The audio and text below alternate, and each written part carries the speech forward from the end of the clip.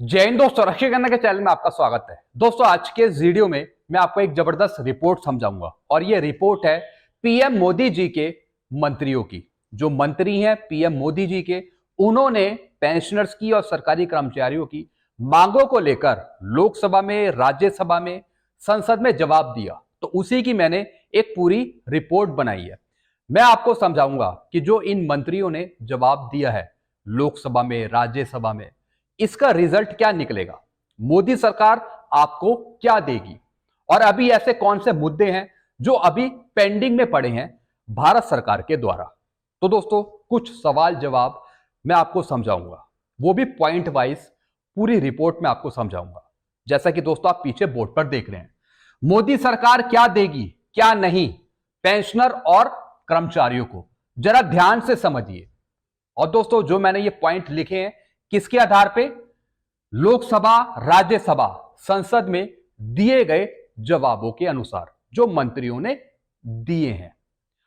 Video में आगे बढ़ने से पहले एक छोटी सी अपील मैं आपसे कर रहा हूं। अगर आप पहली बार मेरा चैनल देख रहे हैं या फिर ये वीडियो देख रहे हैं तो आप मेरा चैनल सब्सक्राइब भी कर सकते हैं, जिसका नाम है रक्षित खन्ना, क्योंकि ऐसी जानकारी या सही जानकारियां आपको मिलती रहती है इस चैनल के माध्यम से। चलते हैं पहले पॉइंट की तरफ। वित्त मंत्री ने कहा 8 सीपीसी मिलेगा। वित्त मंत्री निर्मला सीतारमण जी से सवाल पूछा गया था 8 सीपीसी को लेकर। वित्त मंत्री जी ने बताया कि 8 सीपीसी मिलेगा, जैसा कि भारत सरकार ने अप्रूव किया था 8 सीपीसी गठन करने का प्रस्ताव मंजूर किया था। लेकिन वित्त मंत्री जी ने समय सीमा नहीं बताई, सिर्फ बताया कि 8वां वेतन आयोग मिलेगा। कब मिलेगा, टर्म ऑफ रेफरेंस कब तक तैयार हो जाएंगे, अध्यक्षों की नियुक्ति कब तक हो जाएगी, इसके बारे में कुछ नहीं बताया। यानी जो टाइम लिमिट है, समय सीमा, उसके बारे में कुछ नहीं बताया। 2026 में मिलेगा, 27 में मिलेगा, 28 में मिलेगा, इसका कोई जिक्र नहीं है। यानी यहां पर है क्वेश्चन मार्क। फिर दोस्तों अगला पॉइंट, 50% डीएडीआर मर्ज नहीं होगा। सांसद ने सवाल पूछा था वित्त राज्य मंत्री जी से कि 8वां वेतन आयोग लागू होने से पहले क्या 50% डीएडीआर मर्ज होगा।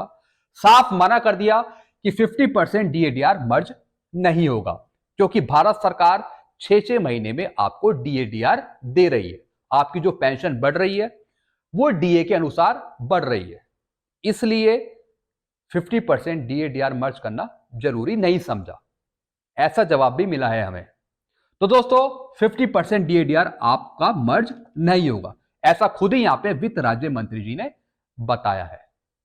फिर दोस्तों अगला पॉइंट, फिर दोस्तों यहां पे पूछा सांसद ने 65 वर्ष पे 5%, 70 पे 10%, 75 पे 15%, क्या एडिशनल पेंशन मिलेगी। और दोस्तों इसका जवाब दिया है डीओपीपीडब्ल्यू के स्टेट के पीएम है डॉक्टर जितेंद्र सिंह। इन्होंने जवाब दिया कि एडिशनल पेंशन का लाभ 65 वर्ष पे 5%, 70 पे 10%, 75 पे 15% नहीं मिलेगा, नहीं मिलेगा। और क्या जवाब दिया, क्योंकि भारत सरकार के द्वारा एडिशनल पेंशन का लाभ दिया जा रहा है 80 साल पे 20%, 85 साल पे 30%, 90 साल पे 40% और 95 साल पे 50% और 100 साल पे 100% एडिशनल पेंशन मिलती है।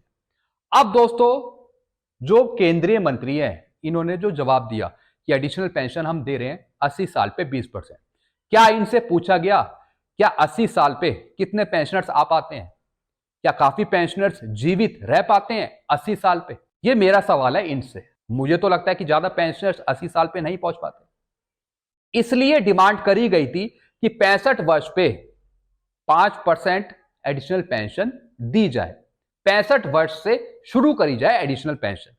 लेकिन सरकार ने यहां पर भी मना कर दिया। सरकार ने कहा कि एडिशनल पेंशन पर डीए दे तो रहे हैं, यानी एडिशनल पेंशन पे ये डीए दे रहे हैं, एक एहसान कर रहे हैं। तो दोस्तों ये सरकार जवाब दे रही है कि हम 80 साल पे 20% एडिशनल पेंशन दे रहे हैं, हम एडिशनल पेंशन पे डीए दे रहे हैं, यानी एहसान हो रहा है क्या। तो दोस्तों सरकार ऐसा जवाब देती है, यानी जो हम मांग कर रहे हैं उसके बारे में तो कुछ बता ही नहीं रहे हैं, जो सरकार दे रही है पहले से उसके बारे में बता रहे हैं। फिर सरकार ने बताया कि 110वीं रिपोर्ट, 120वीं रिपोर्ट पर ध्यान दिया गया। जो पहले की रिपोर्ट थी एडिशनल पेंशन को लेकर, उस पर ध्यान दिया गया, लेकिन लागू नहीं कर रहे हैं, लागू नहीं किया जा रहा, ऐसा बता रहे हैं। फिर बता रहे हैं बैंक, सीपीपीसी, स्पर्श से पेंशनर्स को, फैमिली पेंशनर्स को एडिशनल पेंशन ऑटोमेटिक दी जाती है। भैया इसमें कौन सी नई बात है? एडिशनल पेंशन पहले भी 80 साल पे 20% दी जाती थी। पहले एडिशनल पेंशन पे डीए इंक्लूड होता था, इसमें कौन सी नई बात है? Sparsh, bank, CPPC, DPDO, treasury additional pension देता है 80 साल पे 20%। जिनकी डेट ऑफ बर्थ गलत है उनको सही टाइम पे नहीं मिल पाती, इसमें कौन सी नई बात है? तो दोस्तों इन्होंने कौन सा नया जवाब दिया? सब पुराने जवाब हैं, तो इससे भी हम सेटिस्फाइड नहीं थे। तो दोस्तों ये मामला भी इन्होंने कैंसिल कर दिया। इन्होंने ये कह दिया कि जो एडिशनल पेंशन है वो 80 साल पे 20% ही मिल पाएगी, 65 पे 5%, 70 पे 10%, 75 पे 15% नहीं मिल पाएगी, यानी ये भी साफ मना कर दिया। फिर दोस्तों इससे पहले 18 महीने का जो डीए का एरियर था उसके बारे में भी वित्त राज्य मंत्री ने मना कर दिया था कि ये नहीं मिल पाएगा, क्योंकि 18 महीने का जो डीए का एरियर है उसका पैसा कोरोना पीड़ितों पर खर्च कर दिया पहले, इसलिए ये फेसिबल नहीं है, ये जारी नहीं किया जा सकता, साफ मना कर दिया। जो 34,402 करोड़ का खर्चा था, तो दोस्तों 18 महीने का डीए का जो एरियर था वो भी इन्होंने कैंसिल कर दिया। ये भी संसद में उठाया गया था प्रश्न, लेकिन साफ मना कर दिया। फिर दोस्तों ओआरओपी का लाभ भी हर एक 5 साल बाद मिलेगा। यह मांग उठी थी कि ओआरओपी का लाभ 5 साल से पहले दिया जाए, 5 साल से पहले। यह भी दोस्तों मना कर दिया कि 5 साल से पहले नहीं मिलेगा, हर एक 5 साल बाद आपको ओआरओपी का लाभ मिलेगा। जैसे 1 जुलाई 2024 से ओआरओपी 3 मिली, ऐसी ओआरओपी 4 2029 में मिलेगी, 1 जुलाई 2029 से। फिर दोस्तों स्पर्श सही चल रहा है, यह जवाब दिया था रक्षा राज्य मंत्री जी ने। मोदी जी या फिर जो मिनिस्ट्री ऑफ डिफेंस है जो स्पर्श को लेके आए, वो एक बहुत अच्छा सिस्टम है, बहुत अच्छे से चल रहा है, काफी पेंशनर्स को माइग्रेट कर दिया गया है, कोई दिक्कत नहीं है, बहुत अच्छा काम हो रहा है यहां पे, ऐसा बताया था रक्षा राज्य मंत्री जी से। दोस्तों ये सब चीजें इन्होंने लागू तो कर दी, लेकिन क्या इसका फीडबैक पेंशनर से, फैमिली पेंशनर से पूछा गया? जो एक्चुअल में जिनको प्रॉब्लम फेस हो रही है, क्या उनसे फीडबैक लिया गया? तो दोस्तों ये सब चीजें उन्होंने बताई है, आप खुद ही देख लीजिए कि पीएम मोदी जी क्या देने वाले हैं। आप खुद ही देख रहे हैं इनके मंत्रियों ने क्या जवाब दिया। अब दोस्तों कौन कौन सी प्रॉब्लम है जो अभी तक सॉल्व नहीं हुई है, जो अभी प्रॉब्लम बनी हुई है।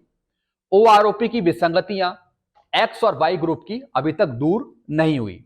इक्वल एमएसपी का केस भी अभी फंसा हुआ है, दोबारा रिप्रेजेंटेशन देने का बोला है, कब तक वो रिप्रेजेंटेशन जाएगा, कब तक एमएसपी बढ़ पाएगी, अभी तक इसका भी कुछ अता पता नहीं है, ये केस भी लटका हुआ है। ईसीएचएस सीएसडी की प्रॉब्लम अभी भी बनी हुई है, दवाइयां मिलती नहीं है, दवाइयां सही टाइम पे इशू नहीं हो पाती है बेनिफिशियरी को। सीएसडी में प्रॉब्लम बनी हुई है, वहां पे भी कई प्रॉब्लम फेस हो रही है बेनिफिशियरीज को जो सीएसडी के कार्ड होल्डर्स हैं। डिसेबिलिटी पेंशन का इशू बना हुआ है, डिसेबिलिटी पेंशन भी लागू नहीं की जा रही। फिर दोस्तों ऑनरी रैंक्स की प्रॉब्लम है, ऑनरी रैंक्स की भी जो प्रॉब्लम है वो भी अभी इंस्टीट्यूट कर रही है, वो भी अभी बनी हुई है। जेसीओस की प्रॉब्लम है, पेंशन पे माइनस में जा रही है प्रॉब्लम, ये भी ओआरओपी की विसंगतियों में आ गई है, यानी ये प्रॉब्लम अभी बनी हुई है और इसको लेकर तमाम धरना प्रदर्शन हुआ है, उसको सरकार ने नहीं देखा, उसे नजरअंदाज किया है। तो दोस्तों ये सब चीजें हैं जो मैंने आपको समझाई है, ये एक्चुअल में प्रॉब्लम है, ये ग्राउंड में प्रॉब्लम है जो मैंने आपको समझाई है। और ऊपर से अगर सरकार ये कह रही है कि ये कुछ नहीं मिलेगा आपको, सिर्फ 8 सीपीसी लागू होगा, इसके अलावा जो अदर डिमांड है वो पूरी नहीं होगी। 8 सीपीसी तो मिलेगा ही, लेकिन कब तक उसका ढांचा तैयार किया जाएगा इसका कुछ अता पता नहीं है। सरकार कह रही है कि डीए तो हम आपको दे रहे हैं, डीए हम आपको दे रहे हैं, इसलिए 50% डीएडीआर मर्ज नहीं होगा। जो एडिशनल पेंशन का लाभ है वो 65 पे 5% आपको नहीं मिलेगा, क्योंकि एडिशनल पेंशन पे आपको डीए दिया जा रहा है। मतलब ये सब चीजें उन्होंने बताई है, तो आप खुद ही अंदाजा लगा सकते हैं कि आपको क्या मिलने वाला है। बाकी दोस्तों आप नीचे कमेंट करके बताइएगा। 8 सीपीसी तो आपको मिलेगा, 8 सीपीसी आपको 100% मिलेगा। अब ये भी देखेंगे कि भारत सरकार कितना उसमें बढ़ाती है, कितना फिटमेंट फैक्टर देती है, और कब तक मिलेगा, यह सबसे ज्यादा इंपॉर्टेंट है, क्योंकि वित्त मंत्री जी ने यहां पे क्लियर बिल्कुल भी नहीं करा। एक सबसे बड़ी दोस्तों ये क्वेश्चन मार्क यहां पे लगा। तो आप नीचे कमेंट करिए कि आप इन पॉइंट से क्या समझते हैं, आपके अपने विचार क्या हैं, आप जरूर नीचे कमेंट करके बताइएगा। वीडियो में खत्म करता हूं। चैनल आपको अच्छा लगता है तो चैनल को आप सब्सक्राइब कर सकते हैं और वीडियोस को शेयर करना मत भूलिएगा। Thank you so much.